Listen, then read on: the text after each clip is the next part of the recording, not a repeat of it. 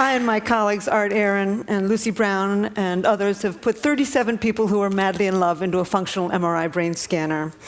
17 who are happily in love, 15 who had just been dumped, and we're just starting our third experiment, studying people who report that they're still in love after 10 to 25 years of marriage. So this is the short story of that research. In the jungles of Guatemala, in Tikal, stands a temple. It was built by the grandest Sun King of the grandest city-state, of the grandest civilization of the Americas, the Mayas. His name was Casacanchawi. He stood over 6 feet tall. He lived into his 80s, and he was buried beneath this monument in 720 AD. And Mayan inscriptions proclaim that he was deeply in love with his wife, so he built a temple in her honor facing his. And every spring and autumn, exactly at the equinox, the sun rises behind his temple and perfectly bathes her temple with his shadow. And as the sun sets behind her temple in the afternoon, it perfectly bathes his temple with her shadow. After 1,300 years, these two lovers still touch and kiss from their tomb. Around the world, people love. They sing for love. They dance for love. They compose poems and stories about love. They tell myths and legends about love. They pine for love. They live for love. They kill for love. And they die for love. As Walt Whitman once said, he said, "Oh, I would stake all for you." Anthropologists have found evidence of romantic love in 170 societies. They've never found a society that did not have it. But love isn't always a happy experience. In one study of college students, they asked a lot of questions about love, but the two that stood out to me the most were, have you ever been rejected by somebody who you really loved? And the second question was, have you ever dumped somebody who really loved you? And almost 95% of both men and women said yes to both. Almost nobody gets out of love alive. So before I start telling you about the brain, I want to read for you what I think is the most powerful love poem on earth. There's other love poems that are, of course, just as good, but I don't think this one can be surpassed. It was told by an anonymous Kwakiutl Indian of southern Alaska to a missionary in 1896. Here it is. I've never had the opportunity to say it before. Fire runs through my body with the pain of loving you. Pain runs through my body with the fires of my love for you. Pain like a boil about to burst with my love for you. Consumed by fire with my love for you. I remember what you said to me. I am thinking of your love for me. I am torn by your love for me. Pain and more pain. Where are you going with my love? I am told you will go from here. I am told you will leave me here. My body is numb with grief. Remember what I said, my love. Goodbye, my love, goodbye. Emily Dickinson once wrote, "Parting is all we need to know of hell." How many people have suffered in all the millions of years of human evolution?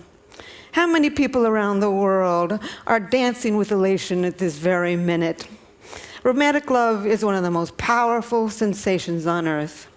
So several years ago, I decided to look into the brain and study this madness. Our first study of people who are happily in love has been widely publicized, so I'm only going to say very little about it. We found activity in a tiny little factory near the base of the brain called the ventral tegmental area.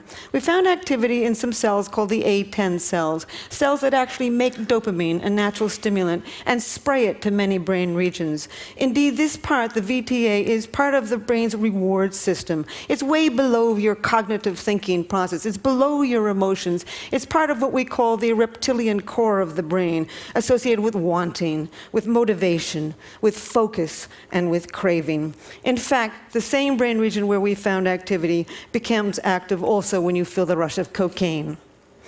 But romantic love is much more than a cocaine high. At least you come down from cocaine. Romantic love is an obsession. It possesses you. You lose your sense of self. You can't stop thinking about another human being. Somebody is camping in your head. As an 8th century Japanese poet said, "My longing had no time when it ceases. Wild is love." And the obsession can get worse when you've been rejected. So right now, Lucy Brown and I, the neuroscientist on our project, are looking at the data of the people who we put into the machine after they had just been dumped. It was very difficult, actually, putting these people in the machine because they were in such bad shape. So anyway, we found activity in 3 brain regions. We found activity in a brain region, in exactly the same brain region associated with intense romantic love. What a bad deal. You know, when you've been dumped, the one thing you'd love to do is just forget about this human being and then go on with your life. But no, you just love them harder. As the poet Terence, the Roman poet, once said, he said, "The less my hope, the hotter my love." And indeed, we now know why. 2,000 years later, we can explain this in the brain. That brain system, the reward system for wanting, for motivation, for craving, for focus, becomes more active when you can't get what you want. In this case, life's greatest prize, an appropriate mating partner. We found activity in other brain regions also. In a brain region associated with calculating gains and losses. You know, you're lying there, you're looking at the picture, you're in this machine, you're calculating, you know, what went wrong, you know, what have I lost? As a matter of fact, Lucy and I have a little joke about this. It comes from a David Mamet play, and there's 2 con artists in the play, and the woman is conning the man, and the man looks at the woman and says, "Oh, you're a bad pony. I'm not going to bet on you." And indeed, it's this brain, part of the brain, the core of the nucleus accumbens actually, that's becoming active as you're measuring your gains and losses. It's also the brain region that becomes active when you're willing to take enormous risks for huge gains and huge losses. Last but not least, we found activity in the brain region associated with deep attachment to another individual. No wonder people suffer around the world, and we have so many crimes of passion. When you've been rejected in love, not only are you engulfed with feelings of romantic love, but you're feeling deep attachment to this individual. Moreover, this brain circuit for reward is working, and you're feeling intense energy, intense focus, intense motivation, and the willingness to risk it all to win life's greatest prize. So what have I learned from this experiment that I would like to tell the world? Foremost, I've come to think that romantic love is a drive, a basic mating drive. Not the sex drive. The sex drive gets you out there looking for a whole range of partners. Romantic love enables you to focus your mating energy on just one at a time, conserve your mating energy, and start the mating process with a single individual. I think of all of the poetry that I've read about romantic love, what sums it up best is something that is said by Plato. Over 2,000 years ago. He said, "The God of love lives in the state of need." It is a need. It is an urge. It is a homeostatic imbalance. Like hunger and thirst, it's almost impossible to stamp out. I've also come to believe that romantic love is an addiction, a perfectly wonderful addiction when it's going well, and a perfectly horrible addiction when it's going poorly. And indeed, it has all of the characteristics of an addiction. You focus on the person, you obsessively think about them, you crave them, you distort reality, your willingness to take enormous risks to win this person. And it's got the 3 main characteristics of addiction. Tolerance, you need to see more and more and more. Withdrawals, and last but not relapse. I've got a girlfriend who's just getting over a terrible love affair. It's been about 8 months. She's beginning to feel better. And she was driving along in her car the other day, and suddenly she heard a song on the car radio that reminded her of this man. And she, not only did the instant craving come back, but she had to pull over the road, from the side of the road, and cry. So one thing I would like the medical community and the legal community and even the college community to see if they can understand that indeed romantic love is one of the most addictive substances on earth. I would also like to tell the world that animals love. There's not an animal on this planet that'll copulate with anything that comes along. Too old, too young, too scruffy, too stupid, and they won't do it. Unless you're stuck in a laboratory cage, you know, and if you spend your entire life in a little box, you're not going to be as picky about who you have sex with. But I've looked in 100 species, and everywhere in the wild, animals have favorites. As a matter of fact, ethologists know this. There's over eight words for what they call animal favoritism, selective proceptivity, mate choice, female choice, sexual choice. And indeed, there are now 3 academic articles in which they've looked at this attraction, which may only last for a second, but it's a definite attraction, and this either the same brain region, this reward system, or the chemicals of that reward system are involved. In fact, I think animal attraction can be instant. You can see an elephant instantly go for another elephant, and I think that this is really the origins of what you and I call love at first sight. People have often asked me whether what I know about love has spoiled it for me. And I just simply say, hardly. You can know every single ingredient in a piece of chocolate cake, and then when you sit down and eat that cake, you can still feel that joy. And certainly I make all the same mistakes everybody else does too. But it's really deepened my understanding and compassion, really, for all human life. As a matter of fact, in New York, I often catch myself looking in baby carriages and feeling a little sorry for the tot. And in fact, sometimes I feel a little sorry for the chicken on my dinner plate when I think of how intense this brain system is. Our newest experiment is been hatched by my colleague Art Aaron, putting people who are reporting that they are still in love in a long-term relationship into the functional MRI. We've put 5 people in so far, and indeed we found exactly the same thing. They're not lying.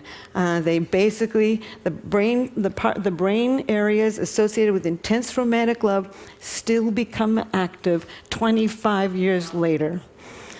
There are still many questions to be answered and asked about romantic love. The question that I'm working on right this minute, and I'm only going to say it for a second and then end, is why do you fall in love with one person rather than another?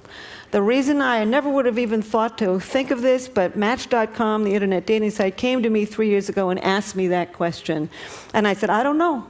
I know what happens in the brain when you do become in love, but I don't know why you fall in love with one person rather than another. And so I've spent the last 3 years on this, and there's many reasons that you fall in love with one person rather than another that psychologists can tell you. And we tend to fall in love with somebody from the same socioeconomic background, the same general level of intelligence, the same general level of good looks, the same religious values. Your childhood certainly plays a role, but nobody knows how. And that's about it. That's all they know. No, they've never found the way 2 personalities fit together to make a good relationship.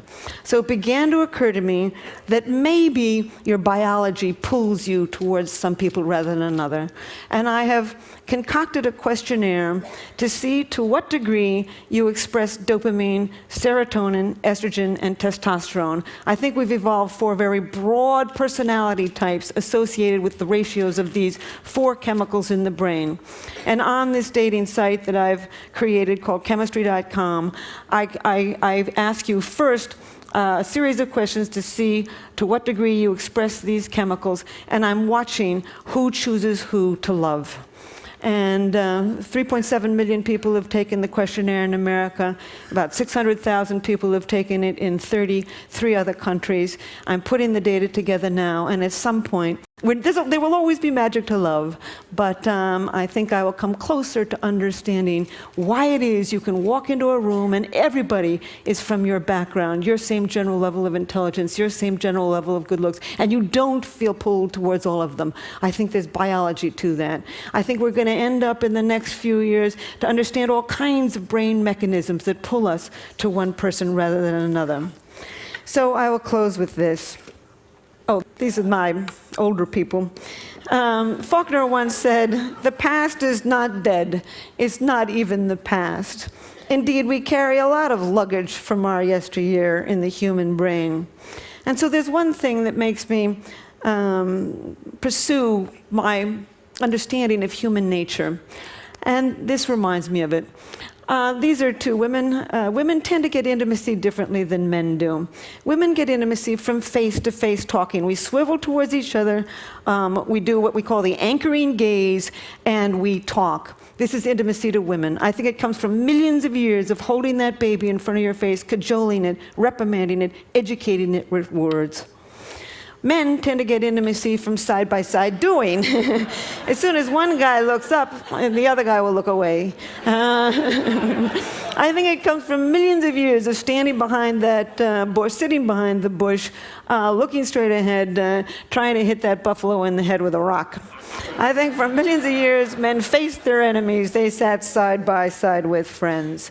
So my final statement is, love is in us. It's deeply embedded in the brain. Our challenge is to understand each other. Thank you.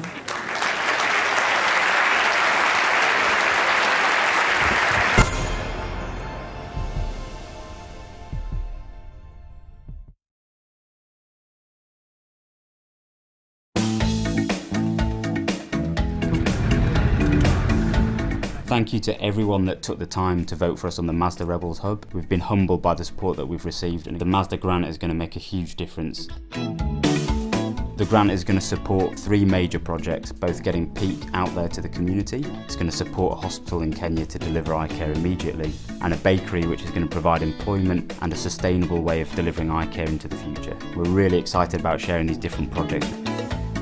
There are many challenges ahead, but come back here and we'll share the stories with you as they happen.